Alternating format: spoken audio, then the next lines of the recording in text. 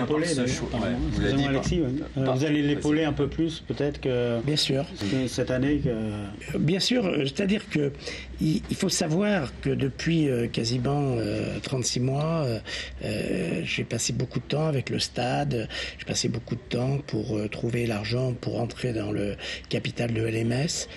Deux choses étant bien différentes, hein. Ce qui ira dans le capital de LMS n'est pas ce qui va dans les caisses de Le Mans FC. Et là, je pense qu'on va revenir à une période beaucoup plus sereine et je vais être beaucoup plus proche de lui. J'aime bien travailler. Aussi. Oui, bien sûr. J'aime bien travailler avec Arnaud parce qu'on a des explications, des fois tendues, mais ça me rappelle un peu quand je travaillais avec Frédéric Hans, où des fois on s'accrochait violemment. Comme disait ma femme, arrêtez, tu vas faire peur à la petite. Bon, mais finalement ça se passait très bien. Alors c'est le choix, Président. Vous voulez évidemment, vous l'avez dit, maintenir une stabilité au club, ce qui n'a pas été le cas avant avec beaucoup de changements d'entraîneurs. Ce qui n'est pas une évidence dans le football moderne. Aujourd'hui, les entraîneurs qui ne remplissent pas forcément leur contrat, souvent on s'en sépare. Là, il y a une volonté d'originalité. Je voudrais quand même rajouter, il n'y a pas que la stabilité, c'est que je considère que Arnaud Cormier est un bon entraîneur.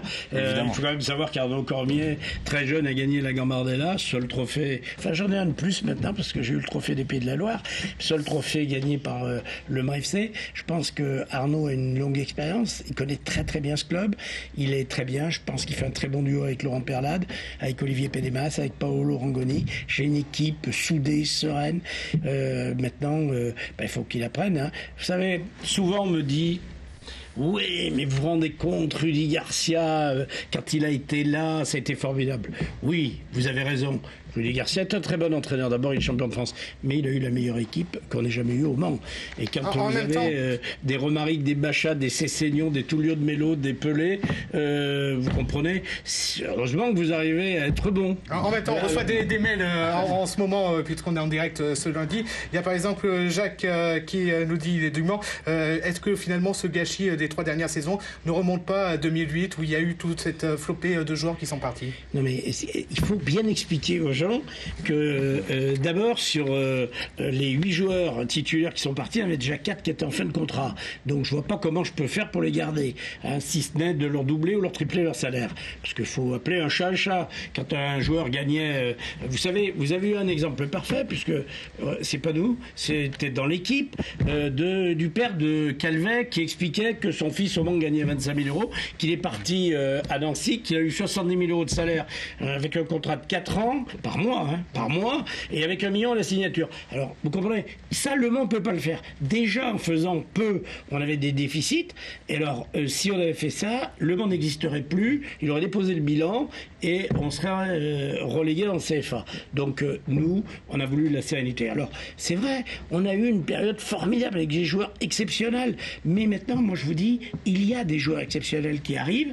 On a quand même démontré cette année quand même que dans certains matchs, on n'était pas ridicule, et surtout les matchs importants. Et puis, on a vu des jeunes apparaître, et vous verrez d'autres jeunes qui, pour ceux qui vont voir la CFA, si la CFA joue demain soir la demi-finale des réserves de club pro, j'espère qu'elle ira en finale, puisque ça sera au Mans si jamais elle va en finale, c'est la preuve qu'on a des talents derrière. On va justement aborder l'aspect maintenant économique, hein, on le sait. Bien sûr. Ça va être difficile, le budget est encore en baisse, forcément. Bien sûr. On voulait pas retirer notre sujet, avance pas. Ah bon? Non, mais on va enchaîner. Non, mais le budget est en baisse. Vous savez, quand on était en Ligue 1, on était...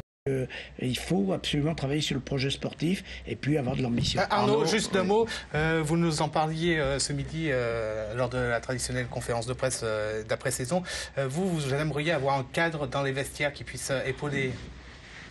Oui, c'est moi, vous savez, la Ligue 1 ou la Ligue 2, ça changeait pas. Pour moi, on voit que ça se joue à rien. Et même si on était monté pour un but ou pour un point, il aurait fallu tirer les enseignements de cette saison. Et les enseignements, ils sont pas différents parce que vous êtes monté ou parce que vous n'êtes pas monté. On aurait eu, pour moi, les mêmes points forts et les mêmes points faibles. Et je le disais tout à l'heure, c'est quelque chose qu'on n'a pas pu faire l'année dernière, où on a tourné un petit peu en rond entre nous. Je pense qu'il faut ramener du sang neuf et si possible quelqu'un capable d'insuffler une énergie. Donc Vous avez déjà des joueurs en tête forcément? J'en avais plusieurs sur la Ligue 1 et il a fallu revoir il y avait un plan B aussi, Arnaud, la stratégie.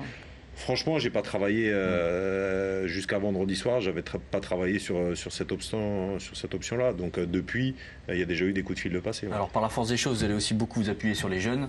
On a vu Jeffrey qui a fait une fin de saison assez étonnante. Sur quel autre jeune vous allez vous appuyer? Est-ce qu'il y en a d'autres qui vont signer? Lesquels vont... Il y en a déjà qui ont signé. Vous avez Massira Kanté qui a signé. Vous avez Anthony Deroire qui a signé. Vous avez Koura. C'est un peu compliqué, Koura. Il est sollicité. Ça va se faire.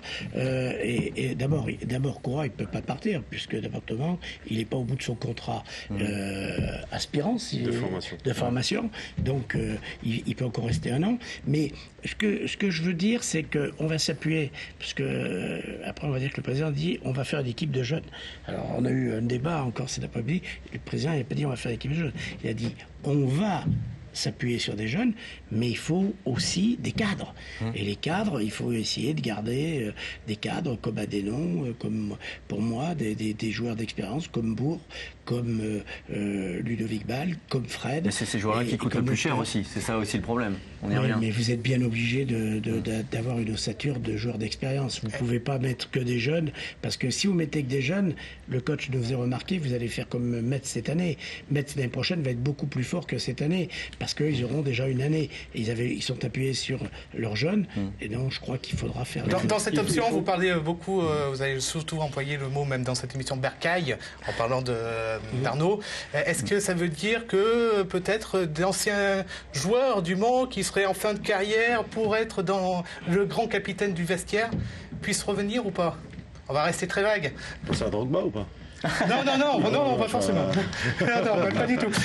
On en parlait de mes cousins, là, je crois qu'il est. Il y en a vu pas mal d'anciens vendredi, mais je ne sais pas s'il y en a qui pourraient encore tout le monde ne peut pas jouer. faire office de joueur de vestiaire. Ou même non, s'il y avait un joueur qui nous plairait d'avoir revenir, je ne sais pas ce que va me dire le coach, mais Laurent Bollard, parce que c'était un capitaine. Voilà. Mathieu Coutadeur, pareil. Mathieu Coutadeur aussi, qui avait... voilà. Mais bon... D'autant plus qu'ils seront en face l'année prochaine. Oui, mais ils ont des salaires qui ne peuvent pas correspondre à nos possibilités. Est-ce que le club va encore être encadré par la DNCG au niveau du recrutement l'année prochaine? Je vous le dirai après le 16. Après le 16 juin. Mais on va faire que le club soit... Même s'il est encadré, on a des possibilités de recruter, parce que cette année, on a travaillé sur la masse salariale de joueurs avec un espace pour pouvoir faire ce qu'on voulait jusqu'à la fin du mercato. Une question à Arnaud pour un peu conclure cette saison. Comment vous l'avez vécu de l'intérieur, que ce soit les critiques de la part des supporters est-ce que c'est difficile à vivre? Est-ce qu'à la fin, vendredi soir, vous êtes senti lessivé Non. J'étais fatigué, je suis fatigué, il faut que je récupère pour revenir plein d'énergie, mais on voit que là, même si en quelques jours, il faut de nouveau beaucoup travailler pour remettre très vite en place une nouvelle organisation, moi, vous savez, j'ai vécu la saison comme elle a été, avec des bons moments, des moments plus difficiles, à essayer d'insuffler cette dynamique. Je pense que par rapport à ce groupe, il y avait beaucoup de choses qui devaient partir de nous, que cette dynamique devait partir de mon staff, et je l'ai souvent répété. Après, je finis très frustré du résultat final. Vous montez pas pour 4 buts, c'est-à-dire que il y a plein de petits détails qui nous ont échappé cette année, qui nous ont pas permis d'avoir les points en plus que nos adversaires. Donc je me dis, il faut que je sois encore plus précis, encore plus exigeant avec mes joueurs la saison prochaine, pour que tous ces petits détails qui aujourd'hui nous pourrissent la vie, parce qu'on doit rebâtir quelque chose de difficile, que ça n'arrive pas. Et malheureusement, que cette expérience douloureuse que l'on vit aujourd'hui, on soit encore plus exigeant avec nous-mêmes à l'avenir, pour surtout pas l'avoir à la revivre. Et vous, Président, vous le disiez tout à l'heure sur ce plateau, vous avez déjà émis l'idée qu'une fois en Ligue 1, vous peut-être laisseriez, c'est ce que vous disiez ici même il y a quelques minutes, la main. Est-ce qu'il y a eu un moment dans ces je crois que vous avez mal écouté là. J'ai dit que j'avais un objectif d'aller parmi les 50 meilleures équipes d'Europe. Donc il faudra d'abord qu'on aille en Ligue Europa et puis ensuite qu'on le répète, et à partir de là je pense qu'on aura stabilisé l'équipe et j'aurai fait mon travail et surtout j'aurai réalisé les objectifs que l'on s'était fixés en commun au mois d'avril 2008. Voilà pour moi ce qui est important. Christian vous a souvent coupé la parole ce soir. Juste 30 secondes. On vous laisse le mot de la fin. Vous êtes confiant, on est confiant. De toute façon, le projet est séduisant. Maintenant, il faut trouver les acteurs. Bon, les metteurs en scène sont là.